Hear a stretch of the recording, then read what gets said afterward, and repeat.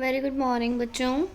तो आज का जो हमारा कार्यपत्रक है वो है 16, ठीक है। और इसका नाम है परिमेयकरण। अब परिमेयकरण का क्या मतलब होता है कि जो आपका रूट का साइन होता है, जैसे √2 हो गया, ठीक है, और अगर वो नीचे लिखा हो हर की तरफ, मतलब अपॉन में, ठीक है, तो हम इस अपॉन के √2 साइन को, रूट के साइन को किस तरह से हटाते हैं, वो होता है हमारा परिमेयकरण। सपोज कोई एग्जाम्पल दे रखा है, जैसे दे रखा है 2 अपॉन में √3। अब मुझे नीचे का जो रूट है ना, ये नीचे का जो रूट वाला साइन है, ये मुझे अच्छा नहीं लग रहा है, ठीक है, तो मुझे इसको ना हटाना है। तो इसको हम कहते हैं परिमेयकरण। परिमेयकरण मतलब होता है कि नीचे से रूट के साइन को बिल्कुल ही हटा देना, ठीक है। जैसे यहाँ पे आपका दे रखा है 2√5, इसको हटाना है। और जैसे ऊपर वाला तो चल जाता है, लेकिन नीचे रूट का साइन नहीं होना चाहिए, ठीक है। अब देखिए जरा पढ़ते हैं। परिमेयकरण एक ऐसी प्रक्रिया है जिसमें हर में से करनी साइन, करनी वही रूट वाला साइन को हटाया जाता है। हर मतलब वही नीचे, जिसको हम डिनोमिनेटर भी कहते हैं, ठीक है ना। अब हर में से करनी साइन को क्यों हटाते हैं, उसका मैं एक छोटा सा एग्जांपल आपको बताती हूँ।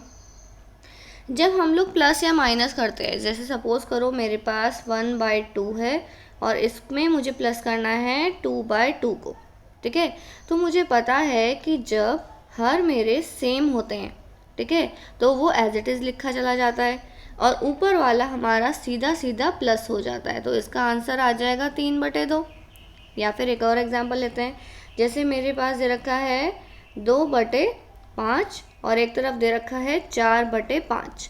अब मुझे पता है नीचे जो हर है वो सेम है, तो नीचे एज इट इज़ आ जाएगा और ऊपर 4 + 2 6 आ जाएगा, ठीक है।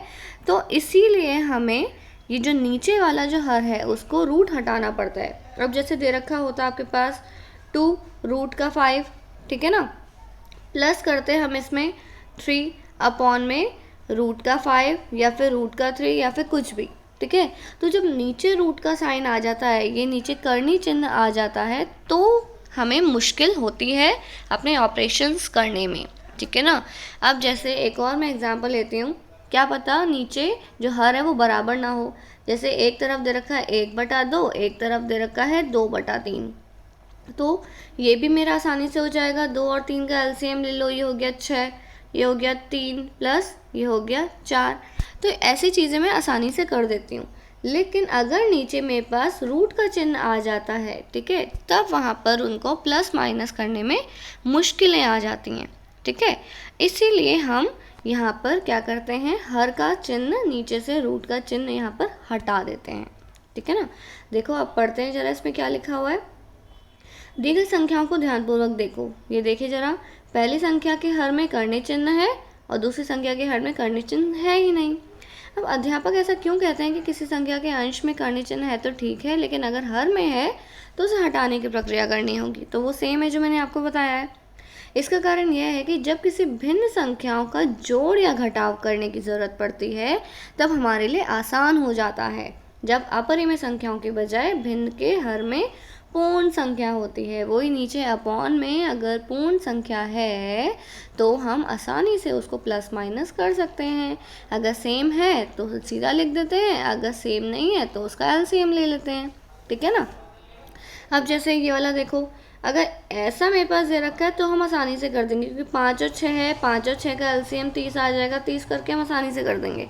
लेकिन अगर ये चीज़ मेरे पास दे रखी है, एक है √5 + 1, एक है √5, तब मैं इनको कैसे खोलूँगी, इनका एलसीएम भी मैं कैसे लूँगी।